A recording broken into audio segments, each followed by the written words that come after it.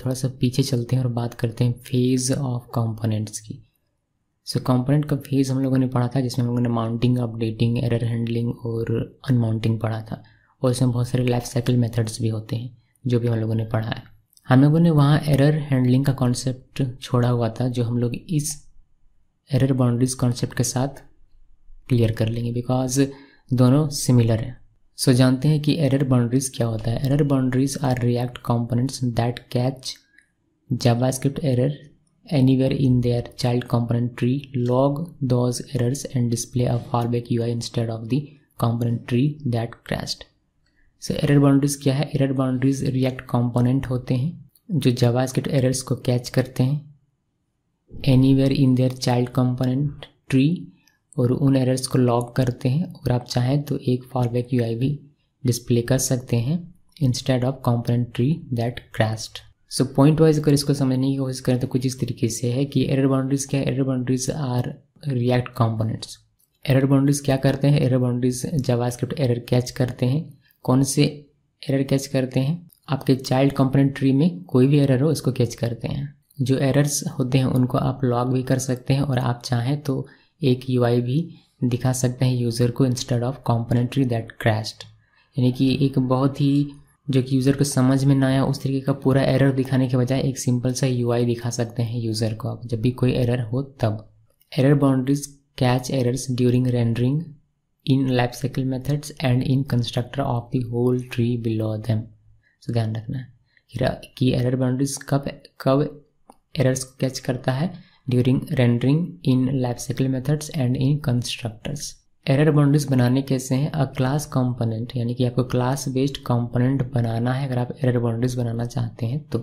So a class component becomes an error boundary if it defines either or both of the life cycle methods static get derived state from error or component did catch. So अगर किसी class based component का आपको error boundary बनाना है तो ये ज़रूरी है कि उसमें या तो static get derived state from error ये वाला मेथड डिफाइंड है, या फिर कंपोनेंट डिड कैच, या फिर दोनों ही डिफाइंड रहे। अगर किसी क्लास बेस्ड कंपोनेंट में इनमें से कोई एक भी मेथड या दोनों ही मेथड आप डिफाइन करते हैं तो वह कंपोनेंट आपका एरर बाउंड्री कंपोनेंट बनेगा।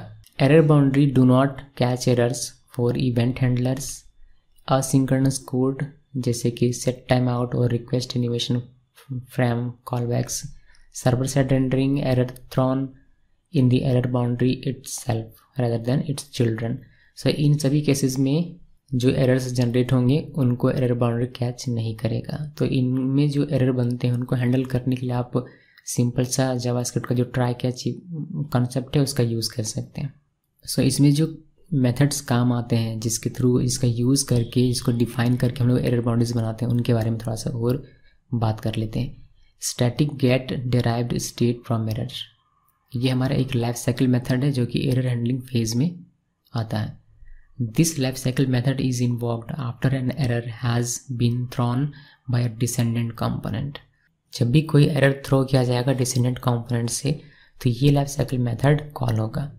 It receives the error that was thrown as a parameter, जो भी एरर थ्रो होता है उस एरर को ये रिसीव करता है as a parameter, and should return a value to update state, and एक वैल्यू रिटर्न करता है स्टेट को अपडेट करने के लिए।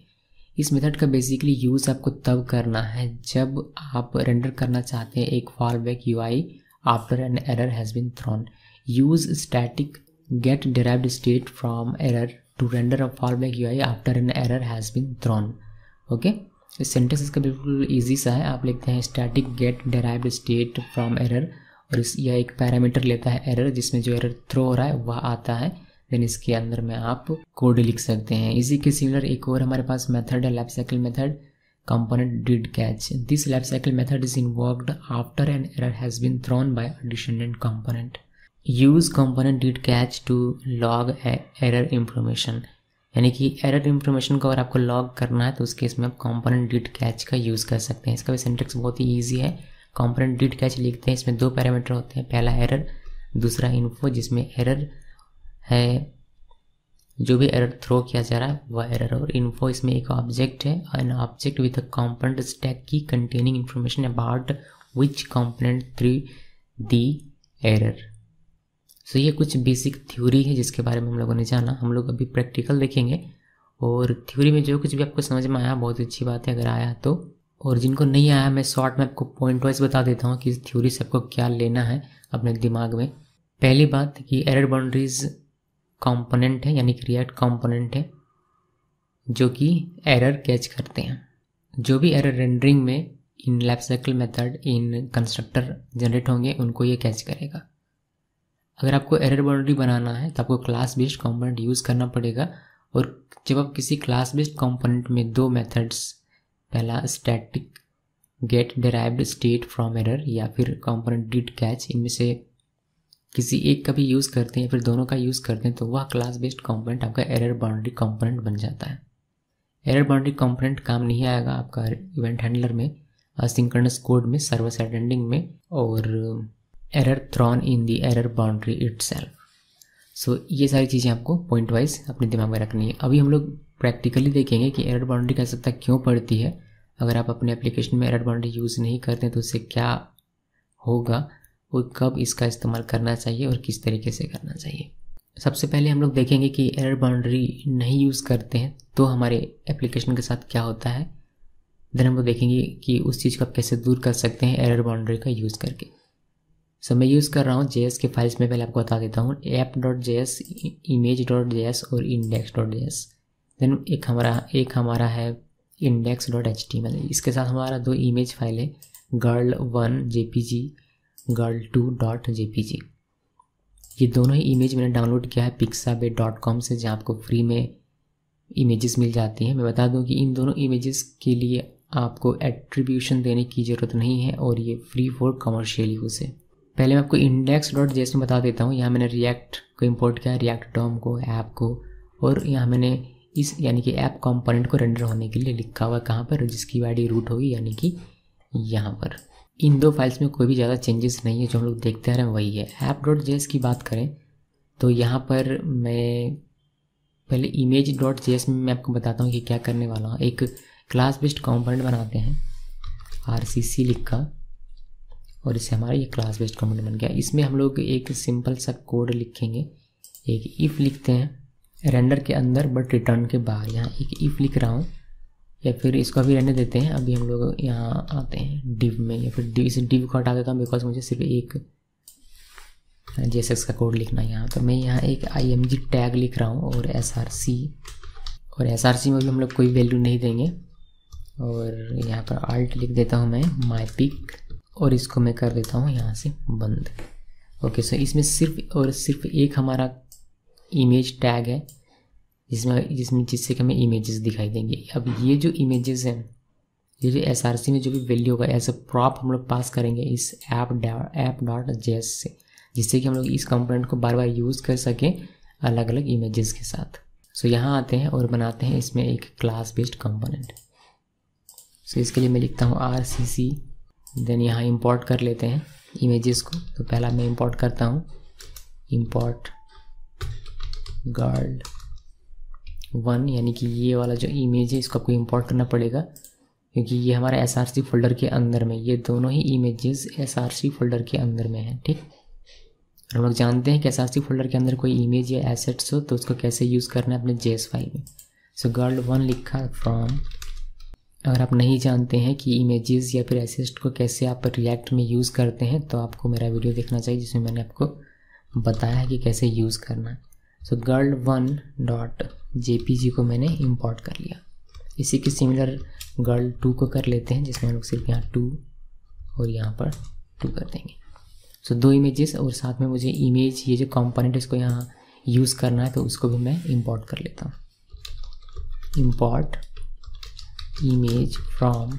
उसके बाद हम लोग यहाँ पर सिंपली क्या करेंगे, रेंडर करने का कोड लिखेंगे, यानी कि हमारा जो इमेज कंपोनेंट है I कैपिटल, ये मेरा रेंडर होगा। देन हम लोग एक बार और एक बार और लिख देते हैं, या फिर 2 बार लिखते हैं बिकॉज हमारे पास 2 ही इमेज है।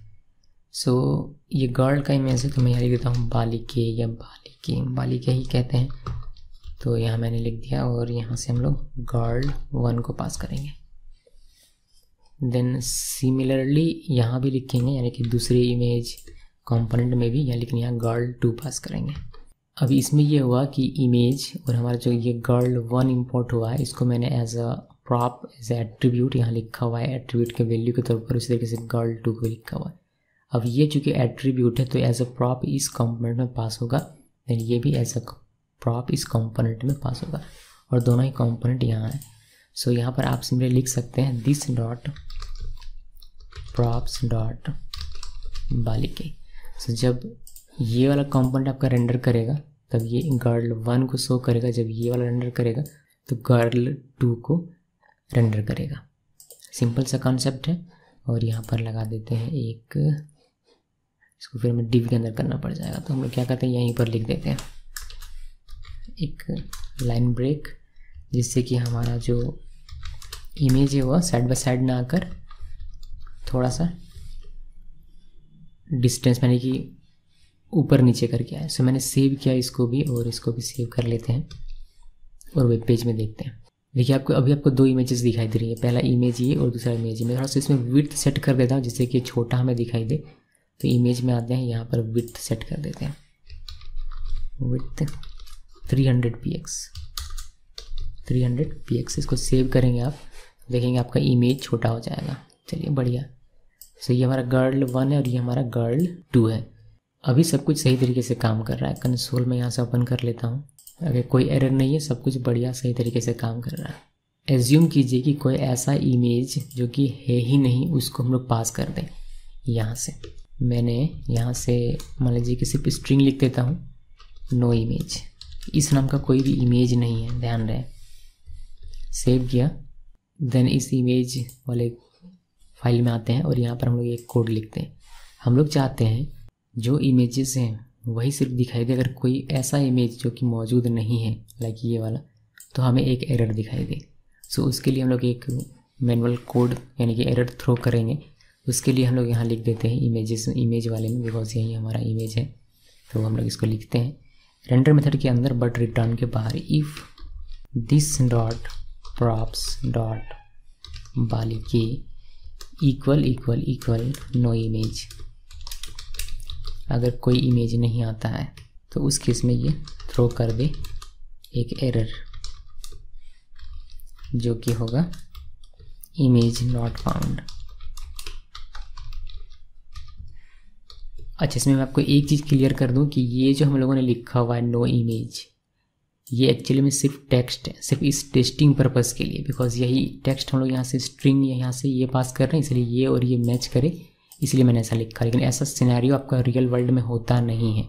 रियल वर्ल्ड में आप या तो कोई एक ऐसा इमेज जिसमें आपको मिस स्पेल होगा, या फिर एक ऐसा इमेज जो कि नहीं होना चाहिए, उस तरीके का होता है। ठीक है, तो ये बस इस एक बेसिक सा कंसेप्ट है कि एक ऐसा इमेज जो कि मौजूद नहीं है और वह पास किया जा रहा है यहाँ, और जिसको हैंडल करने के लिए हम लोग एक कोड लिख रहे हैं, जिसकी एरर के लिए जिससे कि हमारा एक एरर थ्रो, यानी कि हमें पता चलना चाहिए एज ए डेवलपर कि हमने क्या मिस्टेक की है। एक ऐसा इमेज हम लोग रेंडर करवाने की कोशिश कर रहे हैं जो कि मौजूद नहीं है, तो उसके लिए हमें एरर मिले, इसलिए हम लोगों ने इस एरर को मैन्युअली यहाँ थ्रो किया हुआ है।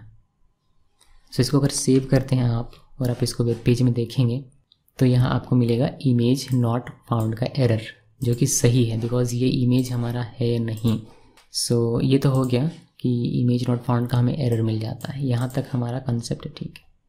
लेकिन एक चीज़ आपने देखा कि आपका पूरा का पूरा एप्लीकेशन क्रैश हो गया। सिर्फ गलती एक हुई कि एक इमेज हमने गलत पास कर दिया, और इस एक छोटी सी गलती की वजह से हमारा पूरा एप्लीकेशन क्रैश हो गया। यानी कि ना तो girl1 दिखाई दे रहा, ना तो girl2 दिखाई दे रहा, हमारा एप्लीकेशन पूरी तरीके से क्रैश हो गया। सो इस चीज़ को दूर करने के लिए हम लोग एरर बाउंड्रीज का यूज़ करते हैं।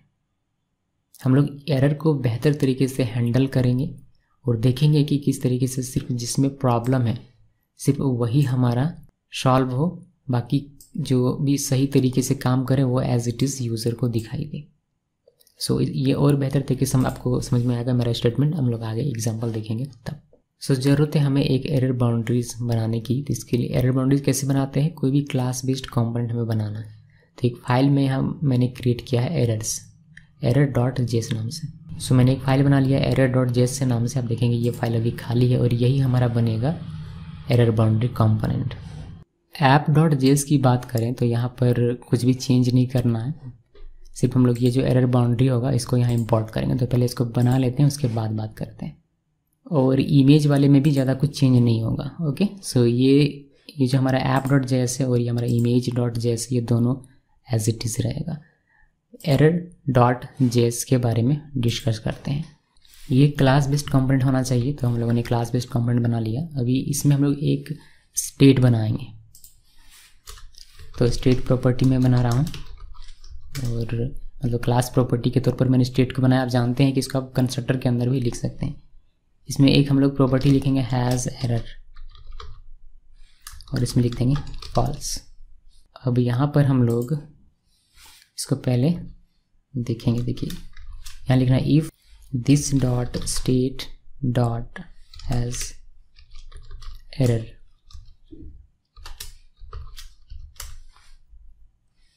अगर ये ट्रू होगा तो इसके अंदर का कोड एग्जीक्यूट होगा। इसके अंदर का कोड क्या करेगा? इसके अंदर का कोड सिर्फ एक UI रेंडर करेगा, जो कि है रिटर्न करेगा H3। इसमें कहेगा एरर इमेज नॉट फाउंड, या फिर कुछ भी आप लिख सकते हैं, जो भी आपकी मर्जी, जो भी आप यूज़र को दिखाना चाहते हैं एरर, वह आप यहाँ लिखेंगे। जब भी कोई प्रॉब्लम हो आपके एप्लीकेशन में, फॉर एग्जांपल यहाँ पर कोई इमेज मिसिंग है या फिर कोई ऐसा इमेज पास हो गया जो नहीं है, उस केस में ये वाला जो एरर है ये थ्रो होगा। और ये थ्रो होगा कहाँ? एक लाइफ साइकिल मेथड है हमारा static get derived state from error। ये अपने पैरामीटर में एक एरर लेता है, मतलब ये अपने पैरामीटर में एरर लेता है। कौन सा? यहाँ से जो एरर थ्रो किया जाएगा, ये वाला जो एरर थ्रो किया जा रहा है वही एरर यहाँ आता है। ओके, लेकिन इसका हम लोग इसके मेथड के अंदर यूज़ नहीं करेंगे, बल्कि यहाँ सिंपली हम लोग रिटर्न करेंगे, यानी कि स्टेट को अपडेट करेंगे। जो ऊपर हम लोगों ने स्टेट बनाया हुआ इसको अपडेट कर देंगे कुछ इस तरीके से, हैज़ एरर, जो पहले हमारा फॉल्स है वो अब ट्रू होकर रिटर्न हो जाए। सो बस हमें इतना करने का सकता है। अगर ये ट्रू होगा, देखिए अगर एरर आएगा, मैं आपको स्टोरी वाइज बताता हूँ। अगर एरर आता है, कोई भी ऐसा आप पास करते हैं जो कि इमेज नहीं है, हमारे कंसेप्ट में अगर आप नो इमेज स्ट्रिंग पास करते हैं तो ये वाला इफ़ ट्रू होगा और ये एक एरर थ्रो करेगा। ये एरर, चूँकि एक एरर थ्रो हो रहा है हमारे एप्लीकेशन में, तो ये वाला जो हमारा मेथड है ये ऑटोमेटिकली कॉल होगा, और जो एरर थ्रो होगा वह आएगा यहाँ। और यहाँ पर ये मेथड जब कॉल होगा तो ये हमारा हैज़ एरर, जो कि एक स्टेट है जिसमें पहले से फॉल्स है, ये ट्रू हो जाएगा। और इसी को हम लोगों ने यहाँ चेक कर लिया कि this dot state has error. अगर ये ट्रू होगा तो सिंपली चूँकि एरर जनरेट हो रहा है तो यूज़र को दिखाई देगा इमेज नॉट फाउंड।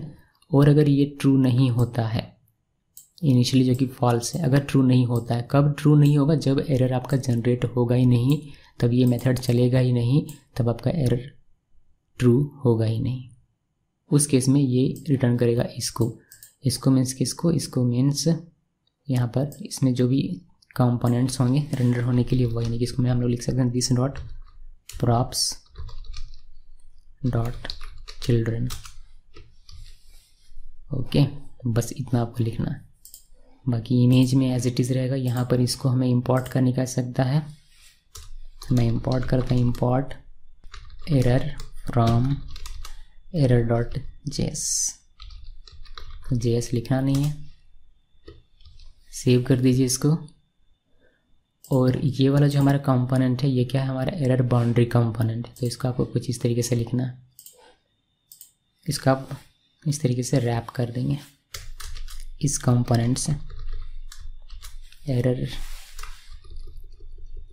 और इसको कट कीजिए, इसको यहाँ पर लिख दीजिए इस तरीके से। ये इससे क्या हुआ कि ये सारे जो हैं इसके अंदर, अब इसमें से अगर कहीं भी एरर जनरेट होगा तो ये इसको हैंडल करेगा। सेव किया, सेव करने के बाद आप वेब पेज में देखेंगे। पहले मैं आपको वो जो एरर है उसको हटा कर दिखाता हूँ, आपको अच्छे तरीके समझ में आएगा। मान लीजिए कि ये एरर होता ही नहीं है, ये हम लोगों ने कमेंट कर दिया। अभी हम लोग इसको सेव करेंगे तो हमारा एप्लीकेशन सही तरीके से रन करेगा, बिकॉज कोई भी एरर नहीं जा रहा है तो हमारा एप्लीकेशन सही तरीके से रन कर रहा है। कहने का मतलब ये हुआ कि नो इमेज जाएगा नहीं, नो इमेज रेंडर नहीं होगा, मतलब ये बालिके नो इमेज पास नहीं करेगा, तो ये वाला हमारा ट्रू नहीं होगा, जिसकी वजह से कोई भी एरर थ्रो नहीं होगा। जब एरर थ्रो नहीं होगा तो ये हमारा मेथड रन नहीं करेगा। जब ये मेथड रन नहीं करेगा तो ये हमारा ट्रू नहीं होगा, और चूँकि ट्रू नहीं होगा तो सिंपली ये रिटर्न होगा, जो कि आपको यहाँ रेंडर होकर दिखाई दे रहा है। ठीक है, ये एरर नहीं होने पर। अभी अगर एरर होता है, यानी कि ये वाला हम लोग अगर कमेंट से हटा दें और इसको सेव कर दें, अभी नो इमेज पास होगा, यानी कि ये हमारा ट्रू हो जाएगा और ये हमें थ्रो करके देगा एक एरर। चूँकि एरर थ्रो हो रहा है तो ये वाला हमारा कोड एग्जीक्यूट होगा, यानी कि मेथड चलेगा और ये हैज़ एरर को ट्रू कर देगा। चूँकि ये ट्रू होगा तो ये भी ट्रू होगा, और ये एक यूआई रेंडर करेगा यूज़र के स्क्रीन पर कि एरर इमेज नॉट फाउंड। इसको सेव करें और इसको आप वेब पेज में देखेंगे तो आपको यहाँ पर वही मिल रहा है जो हमें शुरुआत में मिल रहा था, यानी कि अभी हमें कुछ भी मतलब इफेक्ट नहीं देखने को मिल रहा है। ये तो पहले भी दिख रहा था, अभी हम लोगों ने एरर बाउंड्रीज का यूज़ किया मगर फिर भी हमें ये एक बेकार सा एरर देखने को मिल रहा है। लेकिन इसको अगर आप यहाँ से क्लोज करते हैं तो आपको यहाँ मिल जाएगा इमेज नॉट फाउंड। ये एक्चुअली में हमें क्यों दिखाई देता है, ये वाला एरर ये हमें दिखाई दे रहा है बिकॉज हम डेवलपर मोड पर हैं। हमारा जो ये अभी हम यूज़ कर रहे हैं, हम लोग development build of react use कर रहे हैं। ये चीज़ दिखाई नहीं देगा अगर आप इसका प्रोडक्शन यूज़ करते हैं। तो प्रोडक्शन मीन्स आपको बिल्ड करना पड़ेगा अपने एप्लीकेशन को, तब ये हमें दिखाई दे रहा है बिकॉज हम लोग डेवलपर हैं और हमें पता चलना चाहिए एरर के बारे में डिटेल में। लेकिन यही सेम एप्लीकेशन सेम कोड अगर बिल्ड में चला जाए और यूज़र हमारा ये एक्सेस करे तो उसको ये एरर ना दिखाई देकर उसको सिंपली ये वाला मैसेज दिखाई देगा। लेकिन इसमें प्रॉब्लम ये है कि यूज़र को ये दिखाई दे रहा है एरर इमेज नॉट फाउंड, जबकि इमेज नॉट फाउंड का प्रॉब्लम जो जनरेट हो रहा है वह हो रहा है सिर्फ और सिर्फ एक कंपोनेंट की वजह से, जो कि है ये वाले की वजह से। हमारा ये कंपोनेंट गर्ल 1 और गर्ल 2 सही है मगर फिर भी हमें ये दिखाई नहीं दे रहा है, यानी कि पूरा हमारा एप्लीकेशन सही तरीके से रन नहीं कर रहा, सिंपली हमें एक एरर मैसेज मिल जा रहा है। इवन हमारा 2 कंपोनेंट बिल्कुल सही है, सिर्फ प्रॉब्लम तीसरे कंपोनेंट में है। तो टेक्निकली हमें ऐसा इसको बनाना है कि जिस कंपोनेंट में प्रॉब्लम है सिर्फ उसके रिगार्डिंग हमें एरर मिले, लेकिन जो सही है वह कम से कम रेंडर हो। सो इसके लिए हम लोग क्या करेंगे, इसके लिए हम लोग हर एक कंपोनेंट को एरर बाउंड्री से इनक्लोज करेंगे, यानी कि एरर यहाँ भी और एरर बाउंड्री इसके अंदर भी, मतलब ये कंपोनेंट भी एरर बाउंड्री के अंदर में हो, यानी कि हर एक एक कंपोनेंट का एरर ये हैंडल करने के लिए हम लोग दे रहे हैं। सो एरर, देन इसके नीचे हमें ये मैं क्या करता हूँ कि ये वाला हटा देता हूँ, एक्चुअली दोनों ही यहाँ से ज़्यादा हटा देता हूँ, ये पर रहने देते हैं यार वरना कन्फ्यूज़न ज़्यादा हो जाएगा। लिख लेते हैं, मैं कॉपी पेस्ट एक्चुअली करने वाला था लेकिन कोई नहीं, लिख लेते हैं। सो एरर, यहाँ हमें क्लोजिंग देना था, ओपनिंग नहीं, और यहाँ पर हमें एरर ये लिखना है। सो होपफुली सब कुछ सही है। देखिए हम लोगों ने क्या किया, मैं एक बार थोड़ा सा इंटर कर देता हूँ। ये जो हमारा कंपोनेंट है ये भी एरर बाउंड्रीज के अंदर में है, ये हमारा कंपोनेंट एरर बाउंड्रीज के अंदर में, ये एरर बाउंड्री का, तो ये इंडिविजुअली एक एक कंपोनेंट के लिए रन करेगा, यानी कि ये अगर इसमें अगर कोई एरर है तो उसको थ्रो करेगा, उसके लिए आपको दिखाई देगा एरर, अगर ये तो इसके लिए, अगर ये तो इसके लिए। ठीक है, पहले क्या हो रहा था कि तीनों के लिए एक एरर दिखाई दे रहा था, किसी में भी प्रॉब्लम होता तो एक ही आपको दिखाई देता कि एरर इमेज नॉट फाउंड, लेकिन अब अलग अलग मैंने कर दिया, सभी को अलग अलग तरीके से ये हैंडल करेगा। सभी अगर आप इसको सेव करते हैं और वेब पेज में देखेंगे तो ये तो आपको दिखेगा बिकॉज आप डेवलपर मोड में है, लेकिन अगर प्रोडक्शन की बात करें तो इसको आप कट कर देते हैं तो यूज़र को एक्चुअली में ये दिखाई देगा। पहला इमेज कोई एरर नहीं था तो ये एज इट इज़ दिखाई दे रहा है, दूसरा इमेज कोई एरर नहीं था तो ये दिखाई दे रहा है, तीसरे इमेज में प्रॉब्लम था तो तीसरे इमेज में सिर्फ आपको एरर दिखाई देगा, एरर इमेज नॉट फाउंड। ये बहुत ही यूज़फुल है जब आप कोई ई कॉमर्स वेबसाइट बनाते हैं, फॉर एग्जांपल अमेज़ॉन या फिर फ्लिपकार्ट या फिर कोई लार्ज प्रोजेक्ट बनाते हैं जिसमें बहुत सारे कंपोनेंट आपको बनाने पड़ते हैं, सपोज़ कि 10 कंपोनेंट्स हैं या फिर 10 UI है आपका जो रेंडर हो रहा है वह, तो आप नहीं चाहेंगे कि सिर्फ एक कंपोनेंट में प्रॉब्लम हो और उससे हमारा 10 जो कंपोनेंट वो क्रैश हो जाए। सिर्फ जिस कंपोनेंट में प्रॉब्लम है वह क्रैश हो, बाकी का हमारा दिखे। इसको अगर एग्जांपल लेंगे आप फ्लिपकार्ट की तरीके से, तो फ्लिपकार्ट में देखते हैं कि बहुत सारे प्रोडक्ट का इमेज रहता है। अगर किसी एक सेलर ने कोई गलती किया है, किसी प्रोडक्ट को ठीक तरीके से पब्लिश कर नहीं पाया है, कुछ प्रॉब्लम हुआ, तो इससे पूरा फ्लिपकार्ट क्रैश नहीं होता है, बल्कि सिर्फ उस सेलर ने जो मिस्टेक की है, फिर जो भी टेक्निकल इशू है उस कंपोनेंट से रिलेटेड सिर्फ वह आपका एरर दिखाएगा। ओके, सो ये पूरा सिनेरियो है और इस तरीके से आप एरर बाउंड्रीज का यूज़ करते हैं। अब एक और मेथड है हमारा जो कि है कंपोनेंट डिड कैच, उसको भी देख लेते हैं।